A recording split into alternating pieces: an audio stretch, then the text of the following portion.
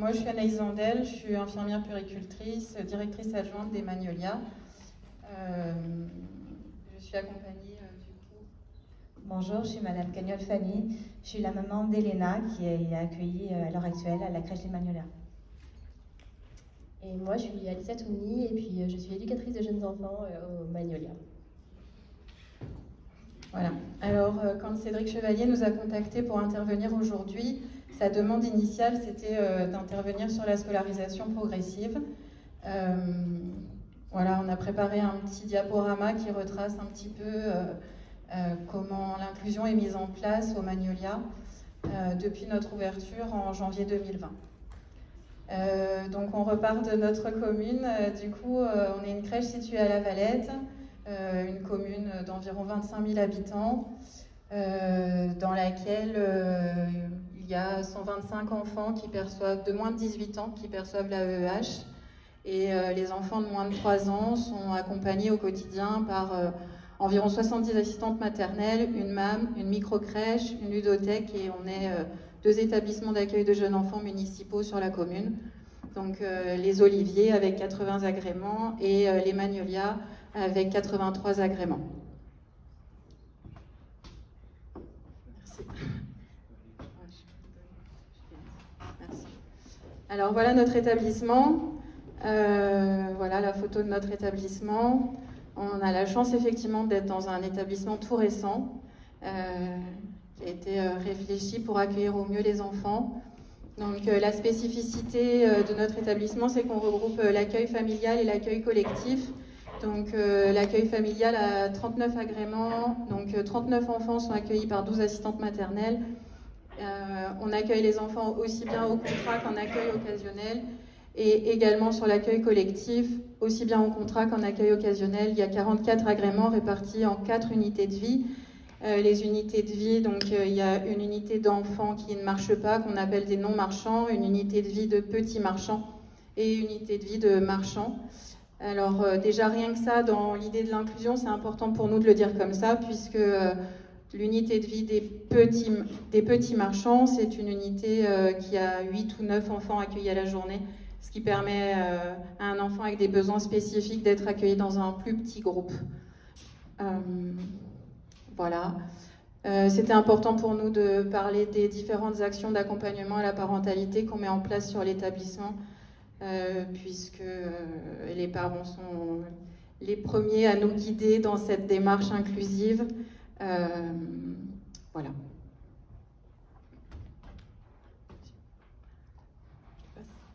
Je passe le relais à Alicia. Du coup, nous, on voulait un petit peu parler de la manière dont l'inclusion s'est présentée à nous sur la structure. C'était pas au début un objectif de la structure, mais on a accueilli des enfants, du coup, avec des besoins spécifiques, en situation de handicap. On accueille un enfant et sa famille, et l'essentiel était de répondre, du coup, à ses besoins et à leurs besoins à eux. Du coup, au cours de ces accueils, on a eu une équipe qui s'est formée petit à petit pour répondre aux besoins spécifiques de l'enfant et de sa famille. Et nous, on s'est fait accompagner de partenaires aussi pour mettre en place cette démarche inclusive au sein de la structure.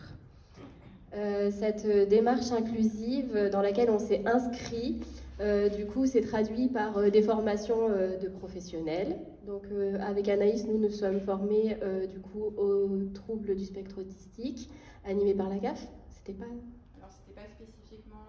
Non, c'était troubles neurodéveloppementaux. Non. C'était la formation dispensée par la CAF. D'une manière générale, l'inclusion, le handicap dans les EAJE. C'était en 2021, voilà, c'est ça. Oui. Les professionnels se sont aussi formés du coup à l'approche Snozelen, car pour nous, mettre en place des ateliers sensoriels sur la crèche, du coup, c'est répondre aux besoins spécifiques de l'enfant en situation de handicap, mais aussi aux besoins spécifiques de tous les enfants. Notre démarche inclusion, elle se traduit par cette phrase un petit peu que les besoins spécifiques de l'enfant en situation de handicap, c'est aussi les besoins de l'enfant ordinaire.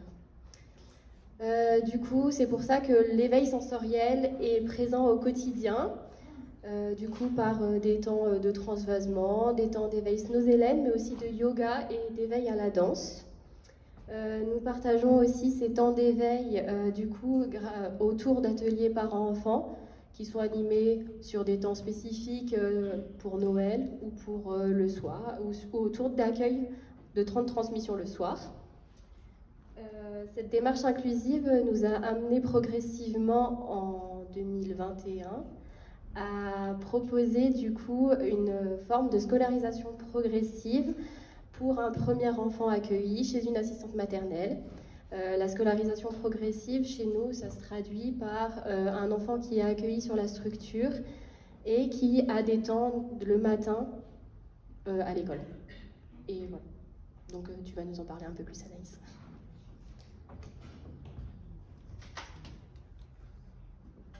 Alors, voilà la scolarisation progressive et un petit peu l'historique de ce dispositif.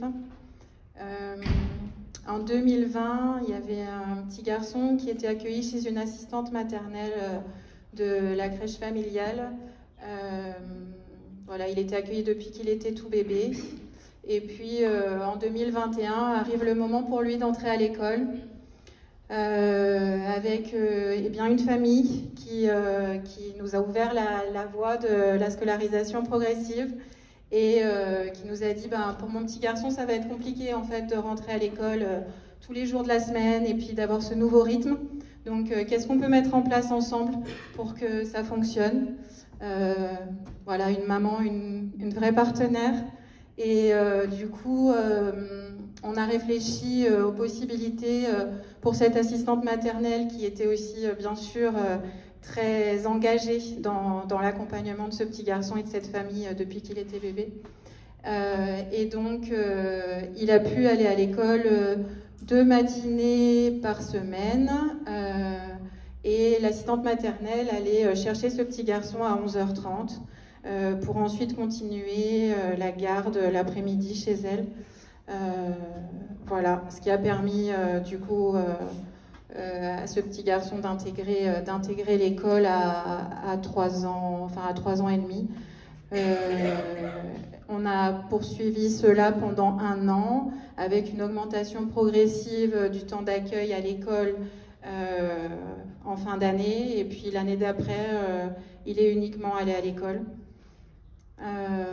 Voilà. Et puis en 2022, c'est une autre petite fille atteinte d'achondroplasie qui était accueillie à la crèche depuis septembre 2021. Quand elle a commencé à fréquenter la crèche, elle était déjà âgée de 3 ans. Mais il y avait une marche qui n'était pas acquise pour l'instant. Donc elle est restée 1 année à la crèche. Ça a permis à une petite fille et à toute une famille de prendre confiance, de prendre confiance dans le vivre ensemble. Voilà, dans une petite unité, du coup, c'est ce que je vous disais tout à l'heure, puisqu'elle était dans l'unité de vie des petits marchands. Donc, c'est une unité de vie où, en début d'année, les enfants n'ont pas tous acquis la marche. Ils marchent à 4 pattes, ils se redressent, et puis ils mettent le temps, chacun met le temps dont il a besoin pour acquérir la marche. Et cette petite fille a acquis la marche, et on a pu réfléchir progressivement avec la famille à l'entrée à l'école l'année d'après. Donc cette réflexion, elle s'est aussi menée avec le CAMS, puisqu'ils suivaient cette petite fille aussi. Et ce terme de scolarisation progressive, d'ailleurs, on va quand même le donner, leur le rendre, puisque c'est eux qui nous en ont parlé pour la première fois, en tout cas du terme, puisque nous, on la mettait en place, mais en fin de compte, on lui donnait pas de nom. Et puis, grâce à eux, on parle de scolarisation progressive et on le présente de cette manière-là aux familles.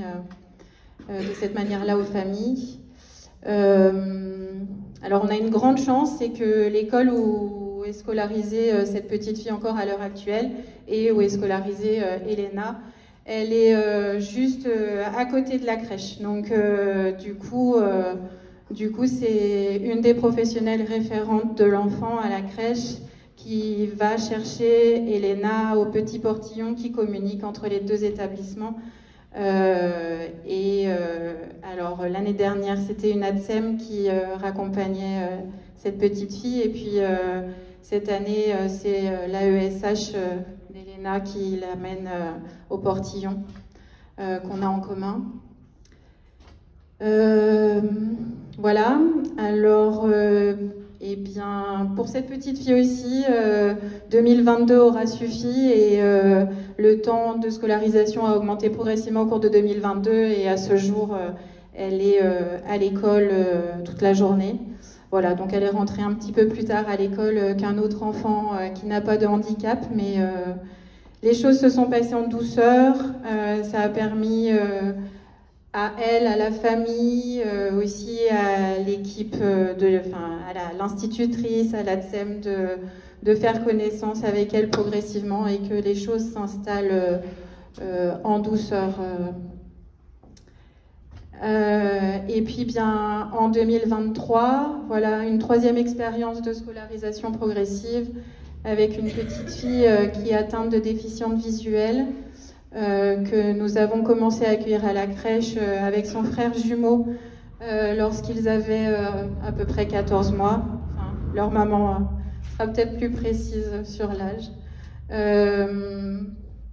Et donc, eh bien, elle aussi, alors pour le coup, c'est effectivement nous qui avons parlé de la scolarisation progressive à cette famille. Et qui avons vu comment on réfléchit ensemble, comment les choses pouvaient se mettre en place. À l'heure actuelle, elle va donc 2 matinées par semaine à l'école et le reste du temps à la crèche.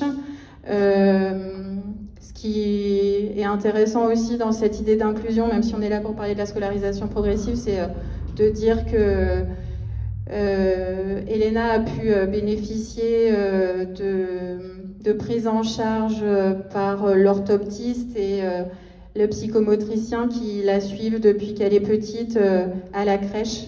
Ce qui a permis ça aussi à sa famille de pouvoir avoir une activité professionnelle et à Elena de pouvoir suivre sa rééducation. Voilà. La scolarisation progressive, elle s'adapte en fonction de comment l'enfant va ou pas, va bien ou pas à l'école. Et puis bien sûr en partage, en équipe pluridisciplinaire avec la famille au centre et l'école et la crèche et pour le coup, ce sont les PEP 83 qui interviennent pour Elena. Donc, toutes ces personnes réunies réfléchissent ensemble à ce qui semble être le mieux pour elle, en fonction de ce qu'elle nous montre aux différents endroits où elle va. Voilà. Et puis, c'était important. Après, je passerai la parole à la maman d'Elena qui a bien voulu venir témoigner un petit peu de tout ça, parce que ce sera elle qui en parlera le mieux, en fait. Mais pour finir, c'était important pour nous de parler de 2024 et de nos projets. On a répondu à l'appel à projet Fonds d'innovation pour la petite enfance en équipe pluridisciplinaire, parce que j'espère que dans mon discours ça s'est ressenti, mais on est vraiment une équipe. Voilà, c'est pour cette raison d'ailleurs que j'ai souhaité venir accompagner d'Alicia, ma collègue éducatrice de jeunes enfants. Et puis il y a l'idée du coup, grâce à cet appel à projet, de pouvoir avoir un éducateur spécialisé qui pourrait intervenir et ce qui permettrait d'ouvrir cette scolarisation progressive, pas uniquement à l'école qui est juste à côté de la crèche, mais pourquoi pas aux autres écoles de la Valette, en tout cas pour commencer. Voilà, et puis l'autre gros point, c'est l'idée d'une formation commune qu'on souhaiterait organiser avec du personnel de l'éducation nationale, donc des institutrices, des animateurs des centres aérés, des crèches, voilà, et ouvrir le partenariat à tous ces intervenants auprès des enfants en situation de handicap. Voilà. Je vais passer le relais à Madame Cagnol, la maman d'Elena, du coup cette petite fille qui a 3 ans et qui est à l'école. Merci Anaïs. Bonjour à tous, donc voilà, je suis Madame Cagnol Fanny, je suis maman de jumeaux qui ont 3 ans, un garçon et une fille, et dont ma fille a un handicap qui est un déficient visuel. Alors avant de commencer, je pense qu'il y a beaucoup de parents dans la salle. On sait déjà quand on est enceinte la galère que c'est de devoir trouver un établissement, en tout cas pour accueillir nos enfants. Donc pour nous, 2 et une avec une pathologie qui a été décelée à ses 2 mois. Et je vous avoue que j'ai eu pas mal de portes fermées de plusieurs établissements, de plusieurs communes, parce qu'on avait vu large, jusqu'à ce que on tombe sur la crèche des Magnolias. Il est important de le signaler parce que, en tant que parent, et quand on conçoit un enfant, on ne s'imagine pas qu'on peut avoir un enfant avec une situation de handicap, et peu importe l'handicap en question. Et c'est vrai qu'on se retrouve à devoir gérer la pathologie, le médical, les médecins, les rendez-vous, et en même temps se dire il faut qu'on continue, nous, à vivre et avoir une activité professionnelle, et que pas les enfants subissent en tout cas notre quotidien et le quotidien en tout cas pour ma fille, pour les blocs.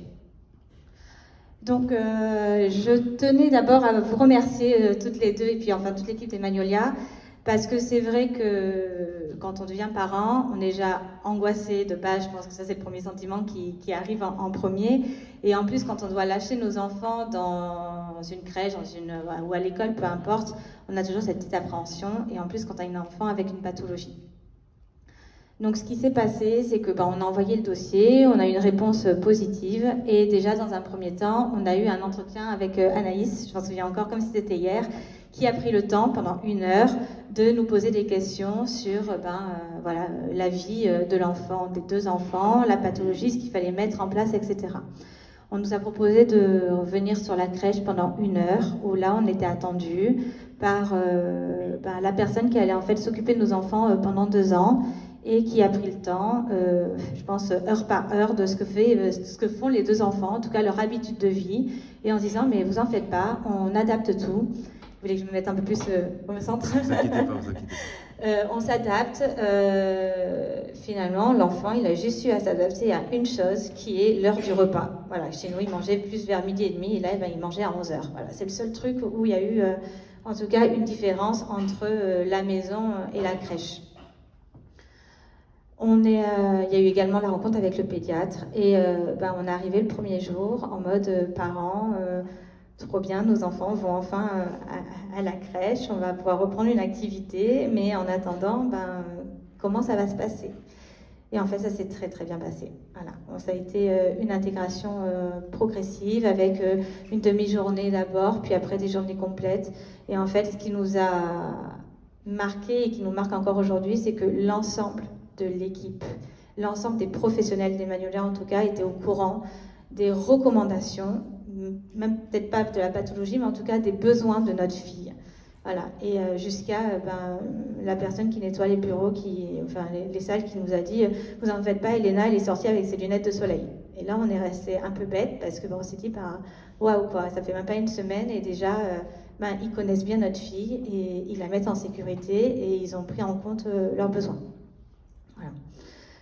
Ce qu'on apprécie aussi énormément, c'est ce temps d'échange. En fait, on fait vraiment partie, la famille, au cœur de la crèche, c'est-à-dire que tous les matins, on a un point.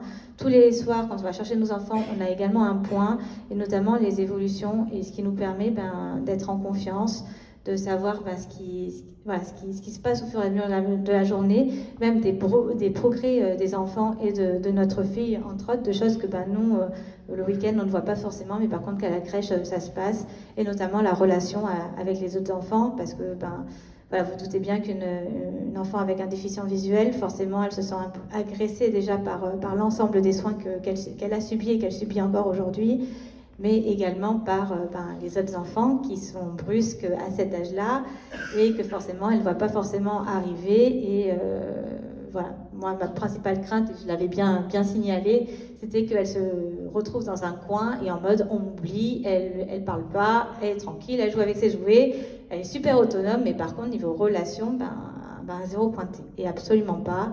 Elle s'est fait des copains. Bon, il y avait aussi son frère jumeau qui l'aidait dans ce sens-là.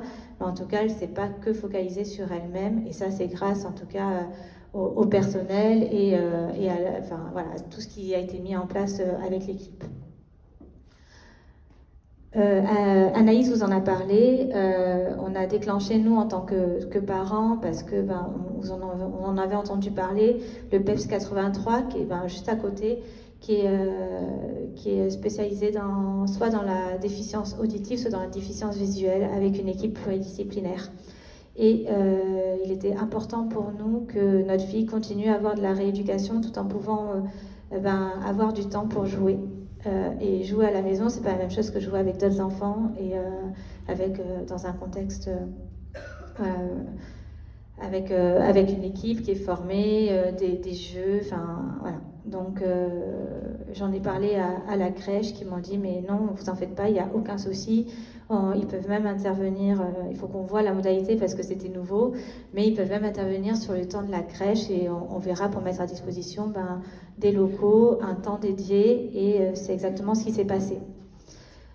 Ce qui permet clairement à Elena de pouvoir bénéficier encore à ce jour d'une heure par jour, à peu près sur 2 ou 3 jours en fonction des interventions sur la crèche, et de ne pas forcément la sortir et derrière que ça lui bloque toute sa journée à la maison et qu'elle ne puisse pas être avec ses copains. Le PEP 83, du coup, on proposait avec la crèche de faire des réunions pluridisciplinaires pour justement écouter les besoins d'Elena et déjà aussi apporter de l'expérience de qu'est-ce que c'est la déficience visuelle, en quoi Elena est gênée dans son apprentissage de tous les jours, dans la manière d'apporter rien que des livres, de la petite écriture, elle la voit pas forcément, tandis que la grosse ou la contraste, ça va être un peu plus facile pour elle. En tout cas, d'adapter les jouets et les propositions d'outils adaptés pour Elena en lien avec le PEP 83. Et finalement, moi, au milieu de ces réunions, en fait, je m'apercevais que ma fille faisait plein de choses que forcément à la maison elle ne nous montrait pas, et en fait complètement rassurée de l'évolution de l'enfant, et finalement oui, c'est un enfant qui a un handicap mais qui grandit à son rythme, qui malgré tout ce qu'elle subit au quotidien, mais en tout cas elle avance, et elle avance avec le plaisir, le smile, et moi je l'appelle mon bébé sourire parce qu'elle rigole tout le temps, donc elle est heureuse, voilà, c'est le principal. En tant que parent, je l'ai dit en introduction, on n'est pas du tout au courant de tous les dispositifs qui existent pour un enfant en situation de handicap. Et on se retrouve vite perdu, et en fait, on a l'impression un peu de subir la vie, et voilà, on est très focus sur le médical, mais en attendant, il faut aussi penser au plaisir de l'enfant. Et c'est vrai que c'est Anaïs qui m'a parlé de la scolarisation progressive. Alors moi, j'appelle par alternance, donc excusez-moi du terme, mais et elle m'en a parlé très très tôt, c'est-à-dire en novembre dernier. Au vu d'une rentrée en septembre 2023, en me disant, voilà, sachez qu'il y a ça qui existe, parlez-en avec votre conjoint, ça vous laisse le temps de la réflexion, et puis vous voyez en fonction de l'évolution, de ce que vous en pensez, etc. Et en fait, c'était vraiment une libération pour nous, parce qu'on s'est dit, oui, l'entrée en école maternelle, ça va être très très compliqué pour notre fille, et finalement, si elle peut continuer à avoir un pilier, un repère, c'est mieux pour elle, même si en effet, il faut qu'elle continue à évoluer et à aller sur une entrée en école maternelle.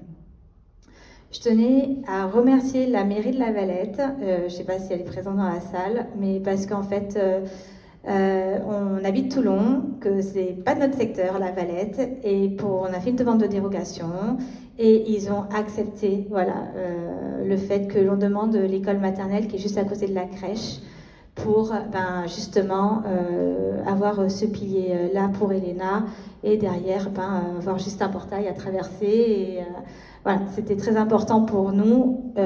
À ce jour, je n'aurais pas eu la dérogation. Elena serait en entrée scolarisation totale sur une école maternelle de notre secteur. Voilà. Et avec toutes les angoisses, etc., que ça peut engendrer pour l'enfant. Donc voilà, merci en tout cas de nous avoir permis pouvoir mettre en place ces scolarisations progressives. La scolarisation progressive, en fait, c'est déjà une rencontre avec la directrice de l'école qui demande la pathologie d'Elena, les besoins d'Elena, ce qu'il y a besoin de mettre en place auprès de l'école, en lien bien sûr avec l'équipe de la crèche, et une visite de l'école 3 jours avant la rentrée de septembre, si ma mémoire est bonne au niveau de la date, pour permettre à Elena de repérer sa salle, avec déjà l'application de l'ensemble des conseils. Donc, c'est-à-dire que la salle a été placardée de gommettes de partout pour bien mettre en place les contrastes pour Elena, de où est-ce qu'elle peut s'asseoir, enfin voilà, vraiment des petites gommettes de couleur. Et en même temps, la directrice avait fait la demande, mais en lien avec vous d'ailleurs aussi, pour repeindre la cour, qui est absolument pas en fait adaptée, mais même aux enfants sans déficient visuel, pour bien marquer les trottoirs, les contours des arbres, etc. Et que ça aide vraiment à tous les enfants. Voilà. Donc en fait, le 2 septembre, tout était fait. Et en même temps, l'avantage, c'est que le PEP 83 peut continuer à intervenir aussi bien à la crèche pour le moment, mais si on augmente le temps de présence d'Elena à l'école maternelle, elle pourra également bénéficier du PEP 83 sur ce temps-là. Voilà. Je vais quand même parler d'un petit point d'inconvénient, parce que on en a forcément, qui est les AESH, en fait. Ça va qu'Elena, à l'heure actuelle, est en scolarisation progressive, mais en fait, ils ont été obligés de détacher une AESH d'un autre enfant pour qu'Elena puisse bénéficier d'une AESH, sinon elle n'avait personne à la rentrée. Voilà. Et vous doutez bien que ne pas avoir une personne qui peut la guider et avoir une maîtresse pour 25 enfants, c'est un peu compliqué. Voilà. Malgré que le PEP 83 avait été très optimiste dans une réunion pluridisciplinaire en disant mais non, vous n'en faites pas, les AESH, surtout pour les déficients visuels, c'est une priorité, etc. Alors c'est peut-être une priorité en effet, la notification de la NDPH, on l'a eu très très rapidement, mais en attendant, l'AESH en question, à ce jour, on l'a que pour les 2 matinées, donc si en janvier 2024 on se projette sur une augmentation du temps, à l'heure actuelle pour le moment on n'a pas de réponse. Voilà, en tant que parents, ce qui est très, très anxiogène pour nous et du coup pour l'enfant. Et d'ailleurs, ce matin, pas plus tard que ce matin, au portail, elle a tenu la main d'une AESH de l'autre petite fille parce que mardi, l'AESH était absente et du coup, c'est une AESH d'Eliana qui s'est également occupée d'Elena. Et ce matin, Elena a tendu la main, cette AESH Sandra, en disant c'est bon, j'ai mon repère, j'y vais. Et voilà. Donc en tout cas, un super dispositif qui doit servir, qu'il faut que les parents en tout cas connaissent et qui vraiment permettent de mettre en sécurité l'enfant et que la scolarisation se passe dans de bonnes conditions. Merci à vous.